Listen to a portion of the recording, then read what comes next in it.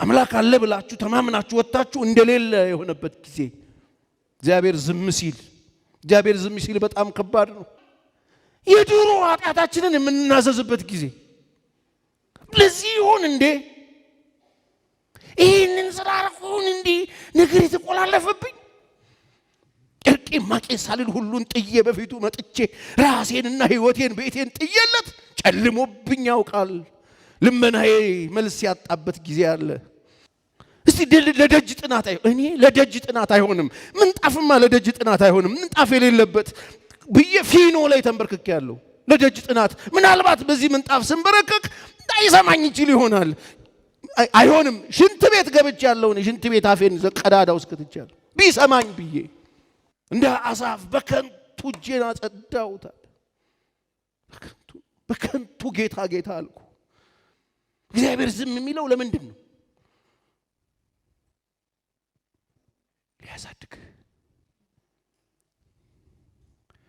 ሊያሳድግህ እግዚአብሔር ዝም ይላል። ዓላማው ነው ሊያሳድግህ ዝም ይላል። ለዓላማው ሊያሳድግህ ዳይፐር ሊያስጥልህ ጡጦ ሊያስጥልህ ጭክን ይላል። እንድታድግለት እንድትለወጥለት እንድትከብርለት እግዚአብሔር ዝም ይላል። ጭክን ይላል። አትረዳኝም ወይ የለህም ወይ ብትል ጭክን ዝም ይላል። ስትታገል ስትውተረተር ዝም ይላል። እንደ ቢራቢሮዋን ሰምታችኋል? ቢራቢሮ ናቹራሊ ስትፈለፈል ቅርፊዋን ሰብራ ለመውጣት ስትታገል አሳዝና ብትረዳ ትገላታል። እግዚአብሔር ዝም ነው የሚላት ውበቷን ይዛ እንድትበር። እግዚአብሔር ለዓላማው ጨካኝ ነው። እግዚአብሔር ዝም ብሏቸው የማይገባ ነገር ያለፉትን ሁለት ሰዎች ምናልባት እናያለን። ብዙ ጥቅስ የለኝም። ምናልባት ወይ 2 ወይ 3 ጥቅስ ነው የማነበው። ኢዮብ 23 እግዚአብሔር ዝም ሲል እነሆ ወደፊት እሄዳለሁ እርሱም የለም። ቁጥር 8 እርሱ የለም። ወደ ኋላም እሄዳለሁ እኔም አላስተውለው። የለም ወደዚህም አላስተውለውም አይታየኝም። ወደሚሰራበት ወደ ግራ ብሄድ አልመለከተው። የሰራ ነው የሚሰራበት አለ። ከዛ ወደሚሰራበት ወደ ግራም ሲሄድ ምን አልለውም አልመለከተው። በቀኝም ይሰወራል አላየውም። የሚሄድበትን መንገድ ያውቃል። ከፈተነኝ በኋላም እንደ ወርቅ እወጣለሁ። እግሬ ወደ እርምጃው ተጣብቋል። መንገዱንም ጠብቄያለሁ። ፈቀቅም አላልኩም። ከከንፈሩም ትእዛዝ አልተመለስኩም። የአፉን ቃል በልቤ ሰውሬያለሁ። እንግዲህ ጠብቄያለሁ። የአፉን ቃል በልቤ ሰውሬያለሁ። ፈቀቅ አላልኩም። ከከንፈሩ ትእዛዝ አልተመለስኩም። የአፉን ቃል በልቤ ሰውሬያለሁ። እርሱ ግን ብቻውን ነው። እርሱን የሚመስል ማን ነው? ነፍሱም የወደደችውን ያደርጋል። በእኔም ላይ የተወሰነውን ይፈጽማል። እስቲ በሉት በእኔ የተወሰነው ይፈጸማል በሉ። ይፈጽማል። እንደዚህም ያለ አለ ኢዮብ ስንት ነገር እንደዚህም ያለ ብዙ ነገር በእርሱ ዘንድ አለ። ቀስ ብዬ ግምጃ ቤቱን ሳየው እንደዚህ አይነት በጣም ብዙ ነው ያለው። ምኑን? መንገዱን ጠብቄ ትእዛዙን ጠብቄ ቃሉን ሰውሬ በቀኝም አላገኘውም በግራም አላገኘውም። የሚሰራበትም ቦታ የለም፣ ወደ ኋላም የለም። ባዶ የሚኮንበት ነገር አለው። አካሄዱ አይታወቅም። እንደዚህ አይነት ብዙ ነው ያለው ይላል ኢዮብ። እንደዚህ አይነት ብዙ አለ እሱ ግምጃ ቤት ውስጥ የማይገባ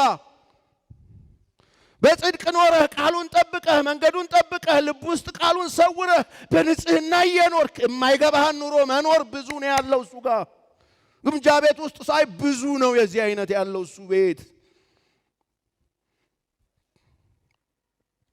ሄድኩ እዛ የለም፣ ወደ ቀኝም ሲሄድ የለም፣ የሚሰራበት ቦታ እኔ አላስተውለው። ለኔ ጊዜ የለም። ሰዎች ሰራልን ይሉኛል፣ የሚሰራበት ቦታ አድርጓል ይሉኛል። ለኔ ግን የለም።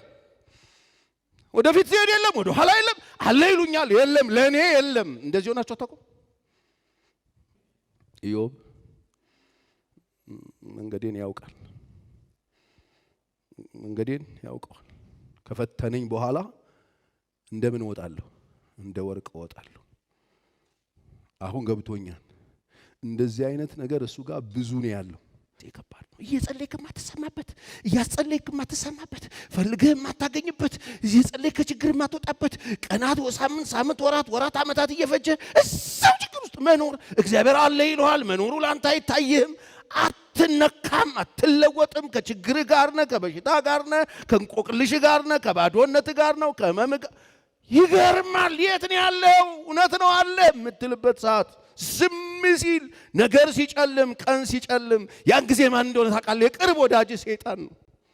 ይመጣና አጠገብ ስብከት አለው፣ የሚሰብክ ስብከት አለው። ጠጋ ይልና በእውነት እግዚአብሔር ዝም ያለህ እንዲሁ በከንቱ ይመስልሃል?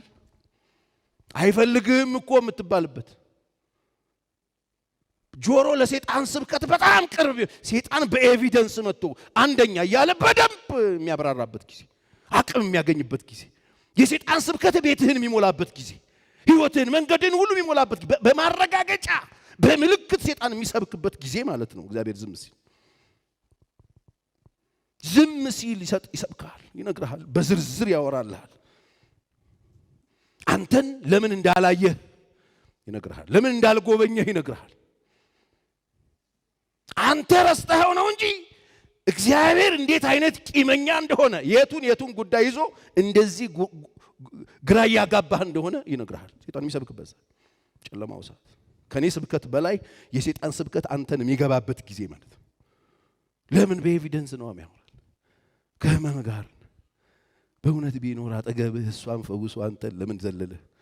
በእውነት ቢኖር ስቃይን አላየውም ወይ? ምን ውስጥ እንዳለ እንዴት አያውቅም? እያለቀስክ አይደለም ወይ? ጨለማ ውስጥ አይደለም ወይ? እንደ ከፋህ አያውቅም ወይ? በእውነት እግዚአብሔር አለ ትላለህ ይላል። ይመጣና እውነትም ትሰማዋለህ። በእውነት አንተ እውነት እግዚአብሔር ነክቶኛል ብትል እግዚአብሔር እንዳትታለል እንደሱ አይደለም ይላል። እውነት ቢወድህ ኖሮ አሁን እዚህ ውስጥ እንድትቆይ ያደርግ ነበር። እንደዚህ እንድትሆኚ እንደዚህ አይነት ዋጋ እንድትከፍ ያደርግሽ ነበር። አይደለም እኮ ቂመኛ ነው።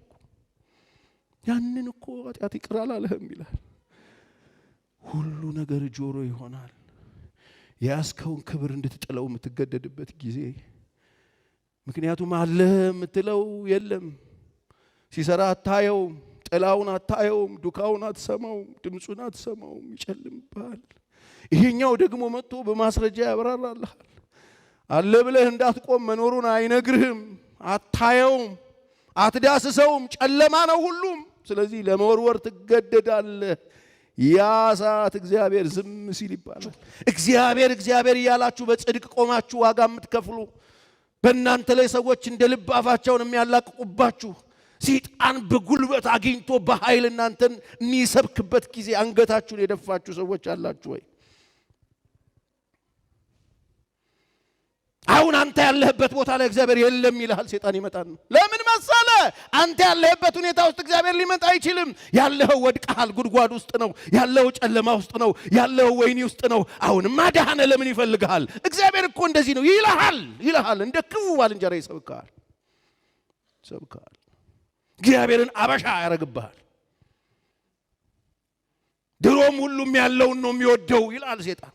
ስለሌለህ እኮ ነው አንተ ያለህበት ሰፈር አይመጣም። አንተ ያለህበት ችግር ውስጥ አይመጣም። ምን ሲፈልግ ይመጣል? ምን ትሰጠዋለህ አንተ? ምንም እኮ የለህም አንተ። ለምን ይፈልግሻል? ቤት ፈርሷል፣ ትዳርሽ ፈርሷል፣ ህይወት ፈርሷል፣ ሱቅ ፈርሷል፣ ስራ ፈርሷል። አሁንማ እጄ ላይ የለህም። እሱ እኮ እንደዚህ ነው ይልሃል ሰይጣን። ክፉ ሰባኪ። እግዚአብሔር ዝም ሲል የሰይጣን ስብከት ጮክ የሚልበት ጊዜ፣ ቤታችንን የእሱ ስብከት የሚያስተጋባበት ጊዜ፣ ነገሮች የማይለወጡበት ጊዜ፣ አጸልየም የማትፈታበት ጊዜ፣ ጸልየም የማትሰማ የሚመስልበት ጊዜ፣ ሁሉ አንተ ላይ ጠላት የሚሆንበት ጊዜ። አንደኛ የምታደርገውን ነገር ልንገርህ። ውድቅ ብለህ በመንፈስ ቅዱስ አንደኛ ራስን ፈትሽና ኃጢአት፣ የተሰወረ ኃጢአት ከተገኘ ንስሐ ገባበትና በደሙ ታጠብና ቆም። አንደኛ የሚደረገው። እንዲህ አይነት ስሜት ውስጥ ካላችሁ ቼክ አድርጉ። መጀመሪያ እሱን ማድረግ ጥሩ ነው። ይሄን ካረክ በኋላ ንስሐውን እመነው፣ ቃሉን እመነው፣ ምሕረት መቀበልህን እመን። ከዛ እግዚአብሔር በእኔ ህይወት መልካም ነው በልና እመን። መልካም ብቻ ነው በልና እመን። የዝምታው ሰዓት ላይ ነገር ሲጨልምብህ፣ ሲዞርብህ፣ ግራ ሲገባ መርምርና ንስሐ ግባና የእግዚአብሔርን መልካምነት አውጀህ በራስ ላይ በህይወቴ እግዚአብሔር መልካም ነው፣ ለእኔ ሁል ጊዜ መልካም ነው፣ በሳምንት 7 ቀን መልካም ነው፣ በወር 30 ቀን መልካም ነው፣ በአመት 365ቱንም ቀን እግዚአብሔር ለእኔ የሚያስበው መልካም ነው፣ ቢገለኝም መልካም ነው የሚያስብልኝ፣ ቢያኖረኝም መልካም ነው የሚያስብልኝ በልና እመን። ህይወትን መኖር አለባችሁ። ከሸለቆ እስክትወጡ አትጠብቁ ለመኖር። እስክትፈወሱ አትጠብቁ ለመኖር። እግራችሁ እስኪቀጠል አትጠብቁ ለመኖር። አይናችሁ እስኪበራ ለመኖር አትጠብቁ። ኪሳችሁ እስኪሞላ ለመኖር አትጠብቁ። አሁን ያላችሁበት ሁኔታ ውስጥ ኑሩ። እግዚአብሔርን እያመለካችሁ ኑሩ። ከዚህ ስታወጣኝ ነው የምኖረው አትበሉ። ከዚህ ችግር ስትፈታኝ ነው የምኖረው ማመልካ አትበሉት። ያላችሁበት ሁኔታ ውስጥ መኖር ጀምሩ። እየኖራችሁ ጠብቁት። እግዚአብሔር ይመጣል። መዝሙረ ዳዊት በቅንፍ 84 ቁጥር 6 እና 7 እንደዚህ ይላል።